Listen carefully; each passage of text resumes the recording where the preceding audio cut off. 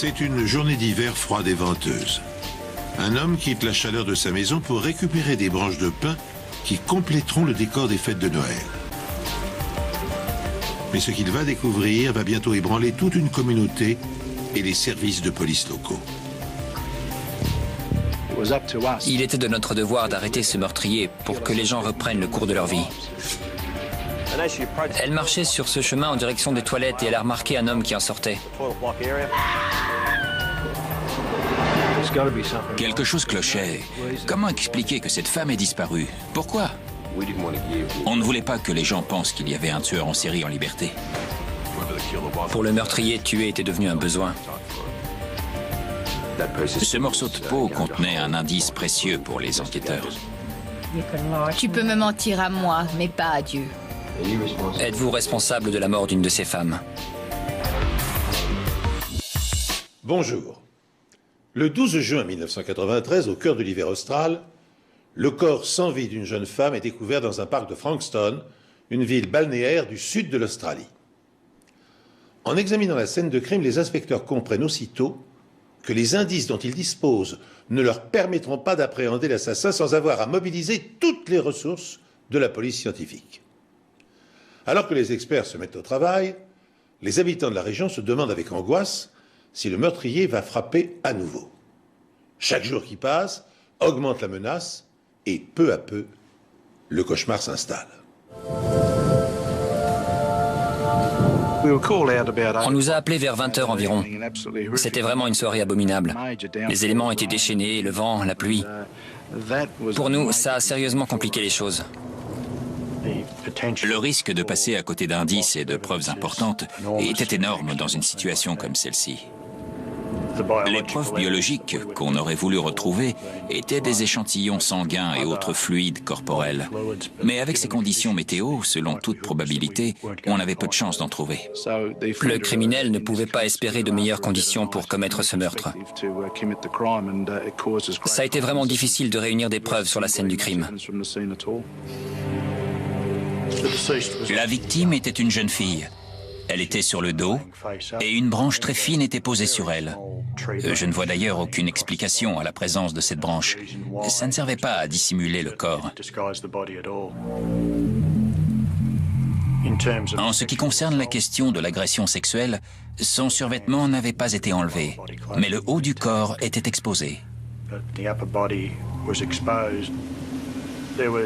Il y avait des plaies importantes au niveau de la gorge qui, selon moi, à ce moment-là, étaient la cause du décès. L'autopsie a révélé de nombreux bleus et abrasions sur les bras et les mains, ce qui laisse penser que la victime a tenté de se défendre. Mais aucune des blessures observées sur les bras et les jambes n'a pu être causée par un couteau ou un objet tranchant. Ce qui laisse suggérer que la victime a perdu connaissance avant d'être attaquée avec un couteau. Les yeux injectés de sang de la victime sont révélateurs de ce qui s'est passé. Autour des yeux, dans la paroi oculaire et à l'intérieur des paupières, on a pu observer de petites hémorragies connues sous le nom d'hémorragie pétéchiale, ce qui accrédite la thèse de la mort par strangulation. On a aussi remarqué des contusions plus légères qui laissent supposer que le corps a été déplacé et peut-être traîné. Ce qui nous donne un aperçu du modus operandi de l'assassin. Mais les plaies sur la poitrine de la victime sont une signature très troublante. Il n'y avait ni contusion, ni présence de sang au niveau des parties charnues. Donc, ces mutilations ont lieu post-mortem. Ce qui m'a interpellé, tout comme le reste de l'équipe, c'est cette croix sur la poitrine. On s'est demandé si c'était satanique, si on avait affaire à une personne qui tuait pour les sensations que ça lui procurait. Qu'est-ce qui l'a poussé à tuer? Il ou elle, d'ailleurs, parce que ce n'est pas propre à un genre en particulier. La police apprend qu'on a signalé la disparition d'une jeune fille de 18 ans. Les enquêteurs intensifient leurs recherches. Le lendemain matin, les conditions météo étaient bien meilleures. Il ne pleuvait plus. Le lieu était beaucoup plus exploitable pour nous. À proximité de l'endroit où le corps a été découvert, on a retrouvé un sac de sport bleu et blanc qui contenait plusieurs manuels scolaires. et certains portaient le nom d'Elizabeth Stevens. Le corps d'Elizabeth Stevens a été retrouvé dans un fossé d'écoulement très tard samedi soir, à la Lloyd Recreation Reserve, située à moins d'1 kilomètre de chez elle. Originaire d'Hobart, elle était inscrite à Frankston et habitait chez son oncle à Long Warren. On ne pouvait pas croire qu'il s'agissait d'elle. On s'attendait à la voir passer la porte. La brigade des homicides ne dispose d'aucune piste vraiment concrète et essaie toujours d'établir le mobile de ce meurtre violent. Il tente en ce moment de reconstituer l'emploi du temps d'Elizabeth Stevens. Reconstituer les dernières heures de la victime était d'une importance capitale pour l'enquête. On savait qu'elle avait laissé un mot à l'attention de son oncle et de sa tante disant qu'elle allait à la bibliothèque. Elle y a indiqué qu'elle rentrerait aux environs de 20 heures. On savait donc qu'elle s'était déplacée et qu'elle était allée vers le quartier des affaires de Frankston. On a pu établir qu'Elizabeth avait appelé sa sœur et qu'elle avait prévu d'aller la voir le lendemain. Et on sait que cet appel a été passé depuis le quartier des affaires. La police décide ensuite de s'adresser à la population. Dans l'une des maisons où les inspecteurs s'arrêtent, ils pensent avoir découvert une piste sérieuse. Pour toutes nos enquêtes, on fait appel à la coopération de la population. Les inspecteurs de police sont peu nombreux, contrairement aux citoyens de cette ville. La police espère que ce mannequin, habillé des mêmes vêtements qu'Elizabeth Stevens, la nuit de sa disparition, ravivera peut-être les souvenirs de ceux qui ont croisé la route de la jeune fille ce vendredi soir. On a distribué des tracts, établi des barrages à des endroits où on a installé des mannequins habillés comme la victime, ce qui nous a permis de trouver des témoins et de reconstituer l'emploi du temps d'Elizabeth. L'un des endroits où elle s'est rendue est un restaurant qui prépare des plats à emporter en plein centre-ville. On sait aussi qu'elle est passée par le TAFE College aux alentours de 19 h ce soir-là. Ensuite, tout n'est que supposition pour savoir comment elle est allée à l'endroit où elle a été retrouvée morte. Le bus est la solution la plus logique. A-t-elle été suivie par un client du restaurant, quelqu'un du bus? Tandis que les appels à témoins saturent le central téléphonique du commissariat, Charlie Vézina et son équipe poursuivent leur enquête de voisinage à la recherche du moindre indice. Et soudain, la réaction inattendue d'un homme mobilise l'attention des policiers. Aurait-il, par hasard, débusqué l'assassin? Dans une des maisons, le propriétaire nous a violemment claqué la porte au nez.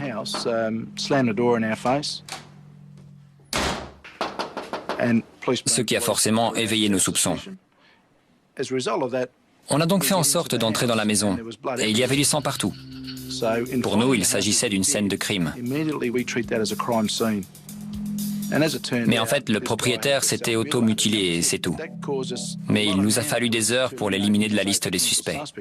Pour la police, c'est presque un retour à la case départ. On passe d'un état d'excitation à l'abattement. Et c'est peu de temps après qu'on a appris la disparition d'une jeune femme dans la région de Frankston.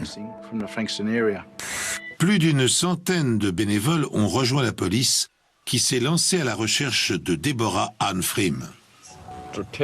On est complètement dévastés. On a un petit garçon qui est né il y a 12 jours. On n'y arrive pas, c'est trop dur. Tous les témoignages disaient que Debbie était une mère aimante, si heureuse d'avoir son bébé. Elle adore notre bébé, et elle-même. Depuis la naissance, c'était juste fantastique. On n'aurait pas pu être plus heureux jusqu'à ce que ça nous arrive. On s'est posé la question de savoir si elle souffrait de dépression postnatale, comme elle était une jeune maman. Mais cela semble improbable, et l'hypothèse est même rejetée par l'ami venu dîner chez elle la nuit où elle a disparu. Debbie s'est rendu compte qu'elle n'avait plus de lait, et elle lui a dit qu'elle allait en acheter dans une épicerie du coin. Elle a laissé le bébé à son ami pour aller en chercher, mais elle n'est jamais revenue. Évidemment, je me suis dit que quelque chose clochait. Comment expliquer que cette femme est disparue? Pourquoi? Cette disparition prend rapidement une tournure tragique. La même nuit, à une station de là et 2 heures avant la disparition de Debbie, une autre jeune femme est agressée. Elle marchait sur ce chemin en direction des toilettes et elle a remarqué un homme qui en sortait, mais sans vraiment s'attarder sur lui. Mais ensuite, elle a senti quelqu'un dans son dos qui l'a agrippée. Ensuite, l'homme l'a menacée et lui a fait comprendre qu'il avait une arme ou un couteau, qu'il a appliqué contre sa tête. Rosa voulait qu'il prenne la bague de valeur qu'elle portait, mais il ne l'a pas fait. Elle a finalement réussi à le repousser et à s'enfuir. Elle s'est mise à courir le long de la route et il la poursuivait. Heureusement pour elle, une voiture s'est arrêtée. Rosa Toss échappe à son agresseur et rentre chez elle. Dans le même laps de temps, la police recherche toujours activement Debbie Freem, 22 ans. Un de mes collègues et moi, comme on savait que Debbie était sortie pour acheter du lait, on a décidé d'aller jeter un œil dans les épiceries du quartier. On revenait au commissariat quand j'ai remarqué une voiture grise qui correspondait à la description de celle de la jeune femme. C'était dans Madden Street, juste devant le bâtiment qu'on appelle, je crois, le Christian Life Center. Et il y avait un impact sur la voiture qui laissait penser qu'elle avait été accidentée. La police lance un appel à témoins pour savoir si un accident impliquant la voiture de Debbie Freem, retrouvée à 2 km de chez elle, aurait été signalé. D'après le mari de Debbie, il n'y avait pas de marque sur le capot quand il l'a garée jeudi soir. On a examiné la voiture, pris de nombreuses photos. Le mauvais temps approchait, alors il était impératif de déplacer le véhicule dès que possible. Donc on l'a rapatrié au laboratoire de médecine légale pour approfondir nos recherches. Les impacts allaient du haut du capot à la plaque d'immatriculation, en passant par la calandre. Ce qui, pour moi, montre qu'elle a percuté un objet, probablement un panneau de signalisation ou une clôture. Pour savoir ce qu'a percuté la voiture de Debbie et trouver un indice sur l'endroit où pourrait se trouver la disparue, le labo examine la plaque d'immatriculation. La présence de petites traînées oranges est relevée. J'ai examiné ces traces à l'aide d'un microscope extrêmement puissant pour essayer d'en déterminer la composition chimique. Et il ne s'agissait pas de peinture, de plastique ou de bois. C'était plutôt lié à un sol, de la roche réduite à l'état de poussière, ou même des briques.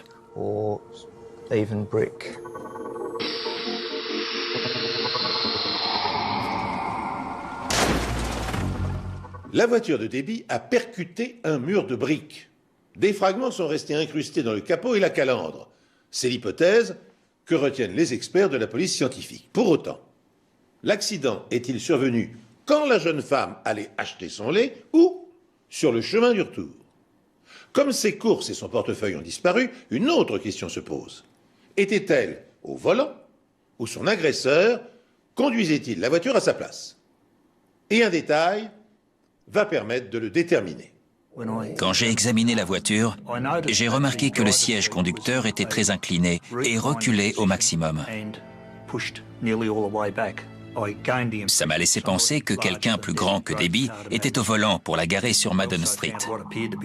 Et j'ai trouvé des traces de sang sur des brins d'herbe sur le siège passager et d'autres traces de sang sur le siège conducteur. Ce sang est celui de Debbie Freem. Mais qui a conduit la voiture jusqu'à Madden Street? La jeune mère de famille est-elle toujours en vie? La police est arrivée à Carrum Downs, où le corps d'une jeune femme vient d'être retrouvé entre Wedge Road et Thompson's Road. Taylor's Road est une route qui n'est pas encore goudronnée. Il y a des champs de part et d'autre. Et le corps a été découvert entre des arbres et une clôture de barbelés.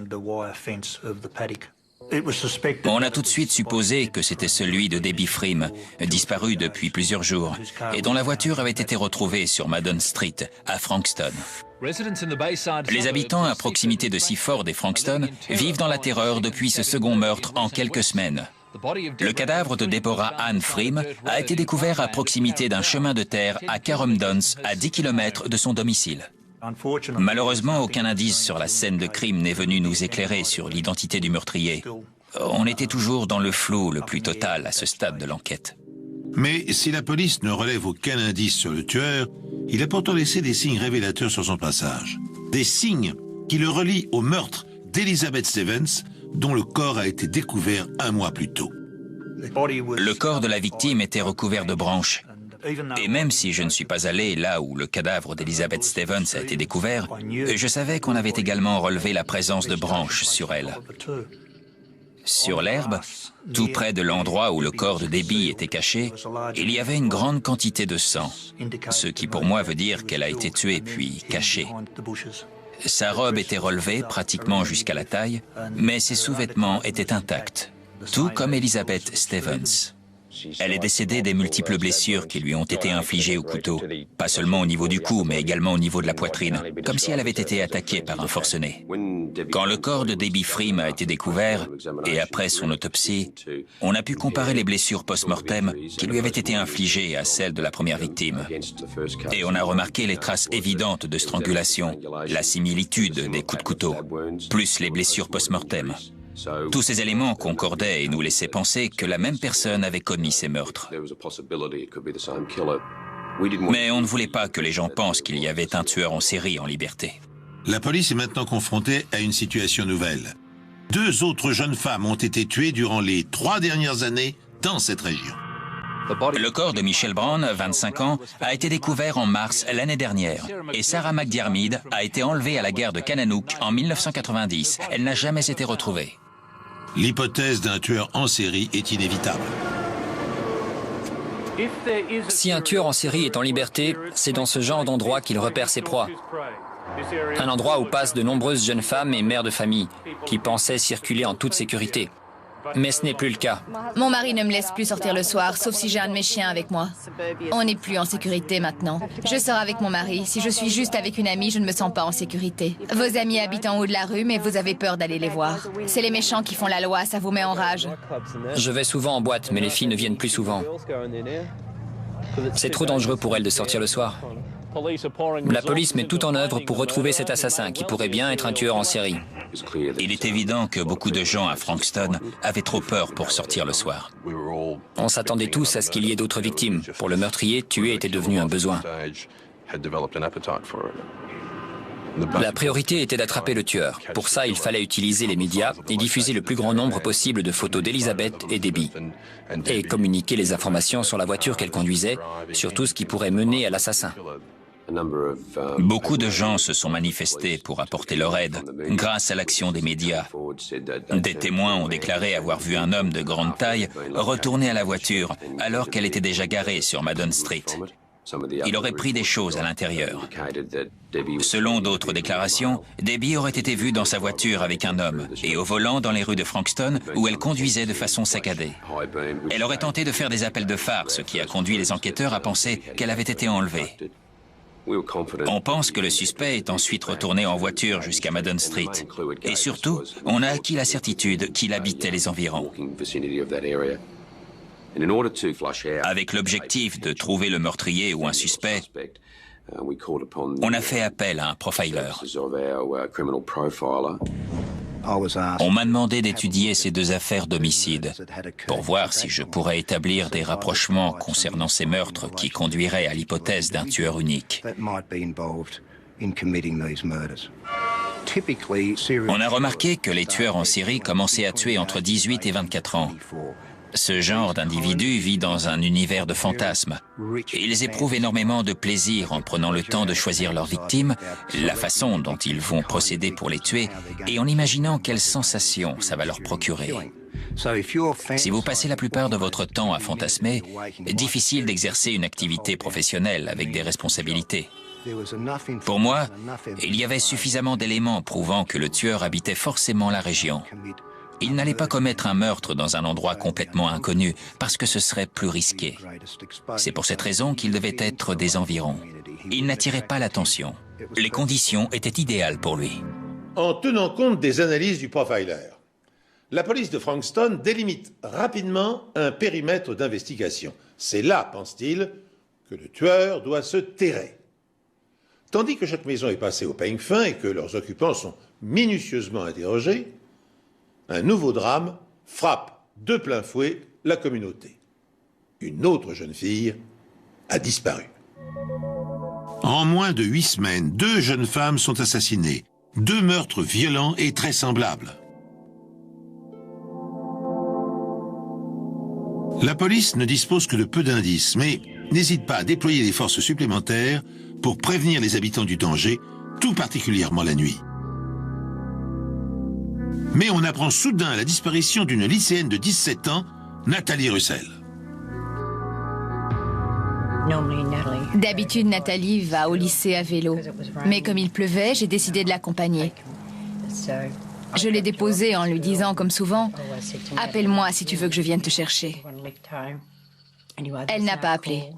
Alors j'ai pensé qu'elle était allée en ville, ce qu'elle faisait souvent. Mais quand le bus est arrivé à 18h15, Nathalie n'était pas dedans. J'ai commencé à m'inquiéter. Le bus suivant est arrivé un peu après 19h et quand j'ai vu qu'elle n'en descendait pas non plus, j'ai dit à Brian, il se passe quelque chose. Je me suis présenté chez monsieur et madame Russell. Je me souviens que madame Russell était très nerveuse. Elle se tordait les mains. Je pense qu'elle se disait que quelque chose de terrible avait dû arriver. C'est d'ailleurs ce qu'on s'est tous dit cette nuit-là. On avait une photo de la jeune fille. On a aussi pris la description des vêtements qu'elle portait ce jour-là et on a noté sa taille et la couleur de ses cheveux. Et on a tout de suite demandé aux parents si elle avait appelé une amie, quelqu'un. Mais personne ne l'avait vue depuis la fin des cours. Pour se rendre au lycée, Nathalie a le choix entre la route classique et une piste cyclable enclavée entre deux terrains de golf. C'est en fait un raccourci que prennent souvent les élèves pour rentrer chez eux. Et c'est l'endroit logique pour commencer les recherches. On est arrivé à un endroit où il y avait un énorme trou dans le grillage, juste à côté d'un poteau métallique. La première chose que j'ai remarqué, c'est qu'il y avait des empreintes laissées dans le sang sur ce poteau. Et en avançant vers les buissons, j'ai vu un sac de cours identique à celui que tous les lycéens portent. Et quand j'ai regardé de l'autre côté, j'ai vu des collants et l'uniforme du lycée. Et tout le monde s'est tout de suite dit qu'il s'agissait de Nathalie. J'ai demandé s'il s'agissait d'une jeune fille. On m'a répondu oui. J'ai demandé si elle portait un uniforme. On m'a encore dit oui. J'ai dit celui du John Paul College. Encore un oui.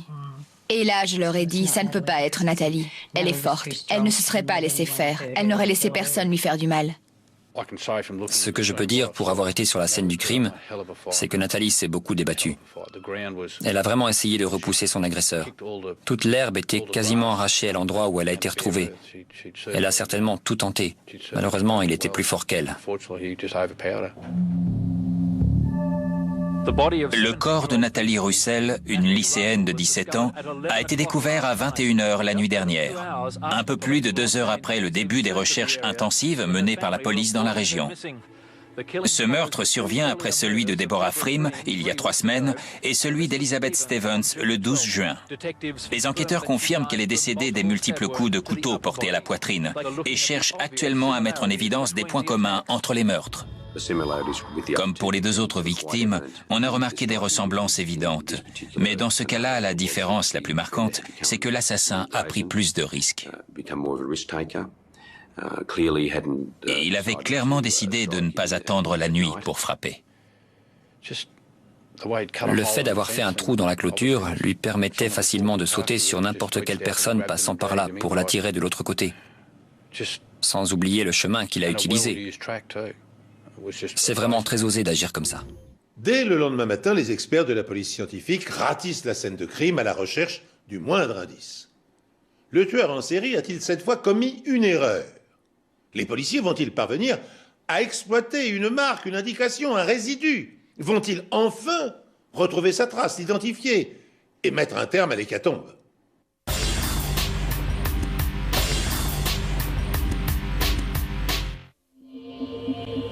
On a tout de suite remarqué cette ouverture dans la clôture. Un peu plus loin, on en a trouvé une autre, et une dernière sur la clôture d'en face. J'ai aussi récupéré des morceaux de grillage qui s'étaient détachés de la clôture. Et ça, c'était un élément très important, parce que le fait de trouver quel outil avait permis de faire ce trou nous donnerait des indices sur la scène du crime. Pour ce qui est du trou situé au nord du chemin, on a trouvé une grande quantité de sang sur un des poteaux. Le fait que ce soit celui de l'assassin était une possibilité, mais c'était peut-être celui de Nathalie. Cette ouverture dans la clôture donnait sur un endroit plein de végétation, où on a retrouvé le corps de la victime. On a retrouvé un genre de lanière en cuir, très semblable à celle que l'on fixe à des jumelles. Et il y avait du sang dessus. Et si on les avait utilisées pour étrangler la victime, elles auraient cassé. Et c'est précisément ce qui est arrivé. Le rapport d'autopsie fournit lui aussi des pistes sérieuses. Dans la plus grave des lésions au niveau du cou, on a retrouvé un morceau de peau de 2,7 cm sur un demi-centimètre. On a procédé à une analyse plus poussée. On y a relevé des stries, ce qui laisse suggérer que cette peau provient d'une main. Et apparemment, pas de celle de Nathalie. Ce morceau de peau allait devenir un indice précieux pour les enquêteurs. Des tests ADN allaient nous permettre de faire un rapprochement entre la scène de crime et l'assassin. C'était le lien entre Nathalie et son agresseur. Police et bénévoles sont toujours à la recherche d'indices. Des dizaines de golfeurs ont été privés de parcours aujourd'hui, un périmètre de 3 km² ayant été bouclé. Nous sommes disposés à entendre toute personne ayant aperçu quelqu'un, en particulier un homme, rôdant autour des terrains de golf. Et c'est un jeune agent fraîchement diplômé de l'académie de police qui va répondre à cet appel. Il détient la pièce manquante qui fait cruellement défaut aux enquêteurs. D'après le profiler, le tueur aurait entre 18 et 24 ans, serait sans emploi et habiterait les environs. La police se lance dans une opération de porte-à-porte dans un quartier ciblé, celui où l'assassin résiderait. Plus de 150 inspecteurs de tous les services de police confondus sont mobilisés dans la région de Frankston pour le début de l'opération baptisée Pulsar. L'inspecteur Wilson va bientôt découvrir une piste intéressante. 2 jeunes agents de police ont fait leur rapport et signalé un incident pour lequel on leur avait demandé de se déplacer la veille, le jour où Nathalie Russell avait disparu. On nous a demandé d'aller à Sky Road, dans la localité de Frankston, où un véhicule suspect avait été signalé. C'était une Toyota Corolla jaune. La voiture est garée face à la piste cyclable qu'utilisent tous les lycéens, y compris Nathalie. C'est une employée de la poste qui l'a signalée à la police. C'était vendredi vers 15h et j'avais presque terminé ma tournée. C'était bientôt la fin des cours et j'ai remarqué cette voiture qui n'avait pas de plaque. Il y avait un type dans la voiture. Il avait les bras croisés et après j'ai vu qu'il essayait de se cacher derrière le volant. J'ai continué ma tournée jusqu'à une maison où les propriétaires étaient là. Je le savais. C'est de là que j'ai appelé la police. Quand on est arrivé, il n'y avait personne dans ou à côté de la voiture. Pas de plaque d'immatriculation non plus. Et on a remarqué que sur la carte grise du pare-brise, il y avait un numéro provisoire. On a relevé ce numéro. Ensuite, on a décidé de faire le tour de quelques maisons situées du même côté que le trottoir où était garée la voiture. Un petit travail de recherche. Mais ça n'a rien donné de concluant. Alors on a vérifié une dernière fois qu'on avait tous les éléments concernant le véhicule et on est parti. Le lendemain, ils ont fait leur rapport concernant ce véhicule et ça nous a permis de vraiment avancer dans l'enquête. Ça m'a donné confiance pour 2 raisons. Cette personne était sur les lieux quand le meurtre s'est produit. Donc, on était en présence soit d'un témoin capital, soit d'un suspect très sérieux. La voiture est immatriculée au nom de Paul Charles Denyer. Denyer habite au cœur de la zone ciblée par la police et par le profiler. Le cauchemar qui hante les habitants de Frankston est-il sur le point de s'achever? L'assassin va-t-il être identifié? Les chances sont minces, car au premier abord, Denyer n'a pas le profil d'un tueur en série. On a frappé à sa porte et Paul nous a invités à entrer. Il semblait plutôt détendu. Il s'est montré très coopératif, notamment dans ses réponses à nos questions. J'ai remarqué qu'il avait plusieurs coupures sur les mains. J'ai fini par lui demander de se présenter au commissariat de Frankston. Vous n'êtes pas tenu de dire ou faire quoi que ce soit, mais ce que vous direz ou ferez pourra être retenu contre vous. Vous comprenez? Oui. Âge et lieu de naissance? J'ai 21 ans, je suis né le 14 avril 1972. Vous êtes citoyen australien? Oui. Une activité salariée? Non, sans emploi en ce moment. Ce qu'on aimerait maintenant, Paul, c'est que vous nous disiez ce que vous avez fait depuis hier matin pour commencer. Je me suis levé vers 7h30, 8h moins 20. 7h30 ou 8h moins 20. Pendant l'interrogatoire, Paul Denyer s'est montré très cohérent par rapport aux réponses qu'il nous avait déjà données chez lui. Et en redescendant Carringle Drive, j'ai remarqué que la voiture chauffait vraiment. C'est pour ça que je me suis arrêté à Sky Road. Et juste à côté, c'est là qu'il y a un terrain de golf. Je me suis arrêté pour regarder sous le capot de la voiture et j'ai vu que quelque chose s'était desserré. Cet après-midi, chez vous, j'ai remarqué que vous aviez des coupures sur les mains. Pourriez-vous les poser à plat sur ce bureau, s'il vous plaît? C'est une longue estafilade ici. Vous pouvez nous dire comment et quand c'est arrivé? Hier, en regardant la voiture. Et comment exactement? Le ventilateur tourne dans ce sens. Moi, je me tenais devant la voiture avec ce ventilo qui tourne. Et là, il y a l'alternateur. Et en dessous, il y a des câbles sous le radiateur. Et il y avait un câble sur le dessus que j'avais installé pour un phare. Et c'est sûrement quand je m'en suis approché que le ventilateur m'a touché. Mais pourquoi avoir laissé le contact pour vous occuper du radiateur? Je ne suis pas très doué, en fait. Pendant que Paul Denyer détaille son emploi du temps, son appartement est fouillé. Je me suis rendu chez lui et j'ai participé à l'ensemble de l'opération. Demande de mandat, fouille des lieux et découverte des preuves. Les enquêteurs mettent la main sur des couteaux et plusieurs vêtements suspects. Dans la voiture, ils trouvent une paire de jumelles sans lanière et parmi ces nombreux outils, des pinces. Ça a forcément renforcé nos convictions. Rien à voir avec l'impression qu'on avait eue quand ce type nous avait claqué la porte au nez.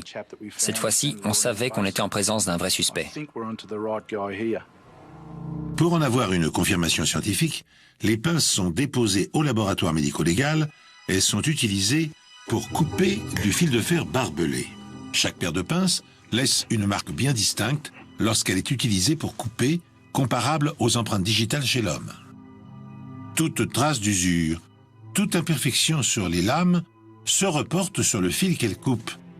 Ces tests en laboratoire sous microscope révèlent que les marques laissées sur le fil de fer barbelé sont identiques à celles de la clôture sur la scène de crime.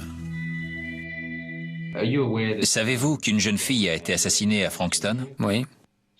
On est samedi aujourd'hui. Quand l'avez-vous appris? J'ai vu des voitures de police arriver ce matin quand j'arrivais sur Sky Road.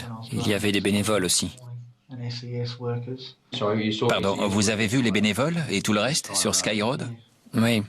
Ils avaient mis des bandes blanches pour barrer la route. Je vous ai vu, vous. Quoi, moi? Oui, vous. Avec un autre type. Et que faisiez-vous à ce moment-là? Où alliez-vous ou que faisiez-vous?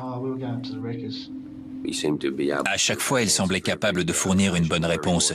Ce qu'il était en train de faire, où il était, ce qui a forcément éveillé nos soupçons, parce que personne ne se souvient jamais de tout dans les moindres détails. Plus déroutant encore, Paul Denyer semble se rappeler de chaque minute de son emploi du temps le jour des meurtres d'Elizabeth, Debbie et Nathalie. Hier, votre voiture était garée en face de l'endroit où le corps de Nathalie Russell a été retrouvé. La nuit où Debbie Freem a disparu, vous vous rendiez à la gare de Kananook. Vous avez raté votre train et avez fait demi-tour. Et la nuit où Elizabeth Stevens a disparu, vous étiez à proximité de Lloyd Park, où vous deviez récupérer une batterie. Pour vous, il ne s'agirait que de coïncidence? Oui, c'est le cas. À chaque fois? Oui.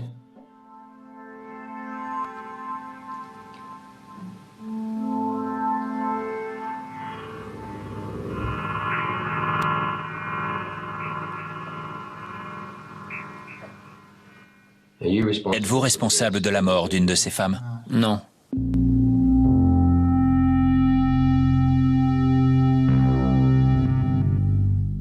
Tout au long de son interrogatoire, Paul Denyer fait preuve d'un sang-froid étonnant. Il répond avec calme et précision aux questions de Rod Wilson, avance des arguments logiques et crédibles pour justifier sa présence à proximité des scènes de crime et finit même par semer le doute dans les esprits des enquêteurs. En dernier ressort, le policier lui demande de se soumettre à une comparaison d'échantillons d'ADN. Un test imparable, fiable, à plus de 99%. Et cette proposition fait basculer l'interrogatoire et désorganise complètement le système de défense du suspect. La police continue d'interroger le suspect principal, Paul Charles Denyer. Sa voiture était garée à proximité de l'endroit où le corps de Nathalie Russell a été découvert. Dans son appartement ont été retrouvés des éléments permettant de le relier à la scène de crime. Et sur ses mains, on relève la présence de coupures suspectes.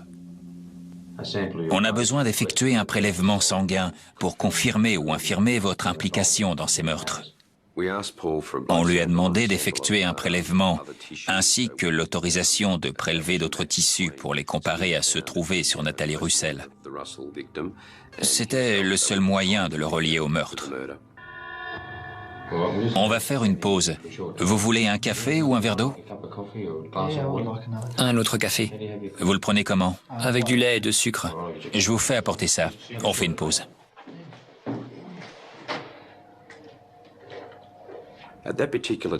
À ce moment précis, il a commencé à prendre conscience qu'il allait devoir se soumettre à des examens sanguins et que les tests ADN pouvaient le relier aux scènes de crime. Il savait qu'on ne croyait pas à sa version. Pour vous, Oui. il ne s'agirait que de coïncidence à chaque fois? Oui, c'est le cas. Je pense qu'il savait que c'était fini. Et pendant que nous attendions que nos experts du laboratoire médico-légal interviennent pour les prélèvements, l'inspecteur Darren O'Lachlan est resté avec Paul Denyer. Darren portait une croix autour du cou et Paul lui a demandé s'il était croyant. Et la conversation s'est engagée sur ce thème. Vous avez parlé à l'inspecteur O'Lachlan et vous lui avez dit que vous étiez responsable des meurtres de 3 femmes. Est-ce exact? Pourriez-vous nous expliquer avec vos mots à vous ce qui s'est passé concernant la mort d'Elizabeth Stevens à Langwarren?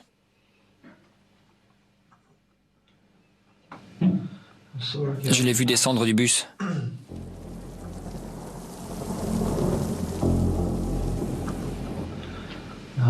Je l'ai suivi. J'ai mis ma main gauche sur sa bouche, comme ça, et braqué un revolver sur sa tête, comme ça. J'ai commencé à l'étouffer avec mes mains. Et elle a fini par s'évanouir au bout d'un moment. Après, j'ai sorti un couteau. Et ensuite, j'ai traîné son corps là où on l'a découvert. Et j'ai mis 2 branches d'arbres sur elle. Pouvez-vous me dire pourquoi vous l'avez agressée cette nuit-là? Parce que c'est juste que j'ai ressenti cette envie. Quel genre d'envie? Vous pouvez être plus précis? J'ai eu envie de tuer. À partir du moment où il a admis les faits, il n'a absolument pas cherché à dissimuler quoi que ce soit. Il était évident qu'il voulait nous raconter tout ce qui s'était passé. Dites-nous ce qui est arrivé. La voiture était garée là. On parle de celle de Debbie Frim? Oui, une Nissan Pulsar. Je marchais dans cette rue. Je l'ai vue descendre de voiture. Elle est entrée dans cette épicerie et moi je suis monté à l'arrière. La voiture était garée juste en face, ce qui fait que je pouvais la voir d'où j'étais. Pourquoi l'avoir choisie, elle? J'ai ressenti le besoin de le faire à ce moment-là. Et ensuite, que s'est-il passé? Elle est ressortie. Je l'entendais avancer vers la voiture et moi j'étais caché à l'arrière. Elle est remontée en voiture sans me voir. Elle a commencé à manœuvrer pour faire demi-tour. C'est là que j'ai sorti un revolver. Elle a foncé dans ce mur. Elle l'a percuté où? Ici, je crois. D'où l'impact sur le capot. Et après, vous avez pris la direction de Kananook Avenue? Il était complètement détaché de tout ça, comme si cela n'était jamais arrivé. Il racontait les choses avec beaucoup de froideur. Il conduit Debbie vers Taylor Road. Il tente d'abord de l'étrangler avant de la poignarder, tout comme Elizabeth Stevens. J'ai traîné son corps sur 1 mètre environ vers les arbres et je l'ai laissé contre la clôture où on l'a retrouvé. Après, j'ai cassé 2 branches de l'arbre le plus proche et je les ai posées sur elle. Je suis remonté en voiture, j'ai réglé le siège parce qu'elle était beaucoup plus petite que moi et j'ai pris la direction de Madden Street. Pourquoi Madden Street? Ni trop près ni trop loin de chez moi. Le lendemain, plusieurs témoins décrivent un homme ressemblant à Paul Dennière qui serait retourné à la voiture de Debbie pour récupérer ses courses et son portefeuille. Je voulais connaître son nom et voir ce que contenait son portefeuille. Je l'ai enterré sur le terrain de golf. Vous pouvez nous montrer où exactement? Oui, avec précision. Comment allez-vous le retrouver? Je le retrouverai.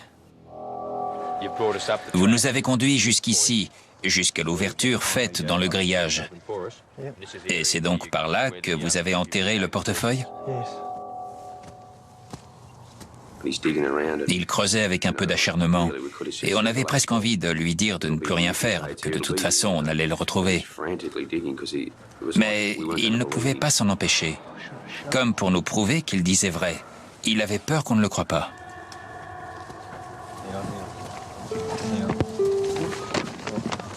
Vous pouvez le tenir comme ça et le secouer un peu pour enlever la terre. C'est donc là que vous l'aviez enterré. Il appartient à... Debbie Frame. 3 semaines plus tard, la police et l'assassin retournent sur les lieux. Vous pouvez nous parler de ça? Ce jour-là, j'étais venu ici plutôt pour faire des trous dans le grillage. Avec quoi? Des pinces. J'étais installé ici et j'ai regardé Nathalie Russell arriver. Je suis passé par cette ouverture et j'ai attendu caché derrière les arbres. Jusqu'à ce qu'elle arrive à cette hauteur et prenne cette direction. Quand elle s'est retrouvée 10 mètres plus bas environ, je suis sorti de ma cachette. Nous reprenons le même parcours. Vous restiez à la même distance derrière elle? Non, je me rapprochais petit à petit. Je marchais sur l'herbe, comme ça, pour éviter de faire du bruit. Pour ne pas être repéré? J'avais un couteau avec un manche rouge. Il venait d'où? De chez moi. C'est tout ce que vous aviez? Et une lanière en cuir. Vous avez dû la retrouver sur les lieux, mais cassée en 2. Utilisée pour?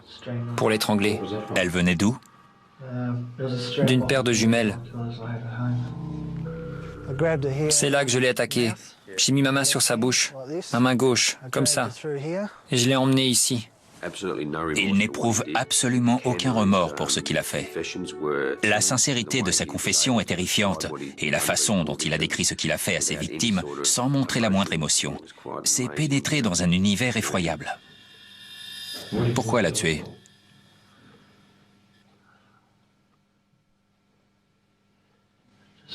Pour la même raison qu'avant. En fait, j'ai toujours eu envie de tuer. Depuis quand? Depuis que j'ai 14 ans environ. Paul Dennière reconnaît avoir assassiné 3 jeunes femmes et décrit les meurtres sans la moindre émotion. Mais il admet également avoir agressé Rosa Toss la nuit où il a tué Debbie Frame. C'est arrivé plusieurs semaines après Elizabeth Stevens? Oui, j'étais dans cet état comme tous les jours. Et cette pulsion est devenue plus forte jusqu'à ce que j'en arrive là. Vous aviez la même arme? Oui, la même. C'est celle que vous aviez quand vous avez agressé Elizabeth Stevens? Oui, c'est celle-là. La même pour Deborah Frame? Oui. La même pour la jeune femme de Seaford? Oui.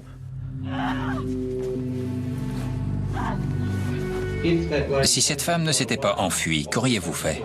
Je l'aurais tuée. Rosa n'est pas la seule à avoir échappé au tueur. Ça fait plusieurs années que je repère des femmes comme ça, à Frankston. J'attendais juste l'opportunité de passer à l'acte, le bon moment.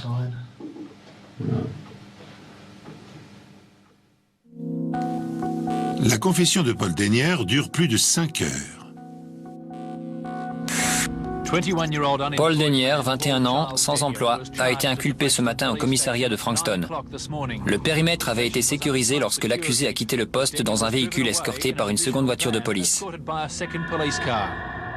Quand j'ai rejoint mes collègues dans la salle des opérations, je peux vous assurer que le sentiment de satisfaction était palpable. On était tous soulagés, contents d'avoir attrapé le coupable. Tout le monde y allait de son petit commentaire. Ça tient à l'implication de chacun, au temps consacré à l'enquête, aux malheureuses victimes. Notre satisfaction était manifeste. On s'est tous retrouvés aux petites heures du matin pour partager quelques bières avant de rentrer chez nous.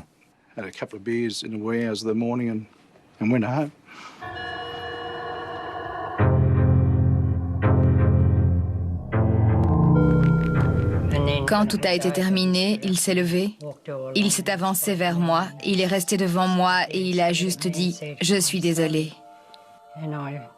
Et je me suis dit « Tu peux me mentir à moi, mais pas à Dieu ». Une fois le jugement rendu, la presse révèle des pans entiers de la pitoyable existence de Paul Dennière. On apprend ainsi que le profil de l'assassin coïncide en tout point avec celui d'un tueur en série tel que les décrivent les manuels de criminologie. Issu d'une famille violente, fraîchement immigrée en Australie, Dennière est un enfant obèse, introverti, solitaire. Très jeune, il fait une chute et subit un traumatisme crânien. Puis, il est victime d'abus sexuels que lui inflige son frère aîné. Il témoigne ensuite d'un goût maniaque pour les couteaux, les pistolets qu'il confectionne jusqu'à l'obsession. Après avoir martyrisé l'ours en peluche de sa sœur, il tranche la gorge du chaton de la famille et suspend sa dépouille à un arbre. À l'âge de 13 ans, il vole une voiture. 2 ans plus tard, il est jugé pour avoir obligé un camarade à se masturber devant des enfants. Et l'escalade se poursuit, inexorable, terrifiante. Devenu adulte, il s'attaque à 2 chèvres dans le champ voisin de son travail qu'il dépèce avec sauvagerie. Dès lors, plus rien ne semble pouvoir l'arrêter. Devenu asocial, il se fait licencier des emplois subalternes qu'il occupe. Enfin, en 1992, un an avant les meurtres, il cambriole l'appartement de ses voisins, détruit leur mobilier, lacère leurs vêtements, tue la chatte et ses chatons, les découpe en morceaux et éparpille leurs entrailles sur les murs. Que pouvait-il advenir d'un être à ce point pervers et perturbé? Seuls des soins psychiatriques appropriés auraient pu, peut-être, stopper le monstre avant qu'il ne s'en prenne à des jeunes filles. Pour nous, ça a vraiment été un énorme choc. Après avoir fait subir ces choses horribles à ces jeunes femmes, le fait que le tribunal n'ait prononcé qu'une peine de 30 ans pour 3 meurtres, c'est scandaleux. Malheureusement, combien de fois se retrouve-t-on confronté à cette situation? À leur sortie de prison, il recommence. Il ne pourra jamais s'en empêcher. C'est ce qu'il est, c'est tout. Un assassin. Le 20 décembre 1993, pour avoir assassiné 3 femmes et en avoir agressé une autre, Paul Dennière est condamné 3 fois à la prison à vie sans possibilité de libération conditionnelle. En rendant son verdict, le juge déclare que la peur que le tueur en série a fait régner restera longtemps gravée dans les mémoires de milliers de femmes. Pourtant, 6 mois plus tard, Dennière fait appel du jugement et voit sa peine ramenée à 30 ans de réclusion incompressible. Bien que cette sentence soit la plus sévère jamais prononcée en Australie, les familles des victimes se sentent trahies par la décision de la Cour suprême. En 2023, Paul Dennière recouvrira sa liberté. Il sera alors âgé de 51 ans. À l'heure où je vous parle, eh bien, je pense avec compassion aux habitants de la ville australienne dans laquelle il aura la mauvaise idée d'aller s'installer. Ainsi s'achève cette émission. Merci de l'avoir suivie. Je vous donne rendez-vous très bientôt sur cette antenne pour un nouveau numéro des Enquêtes Impossibles.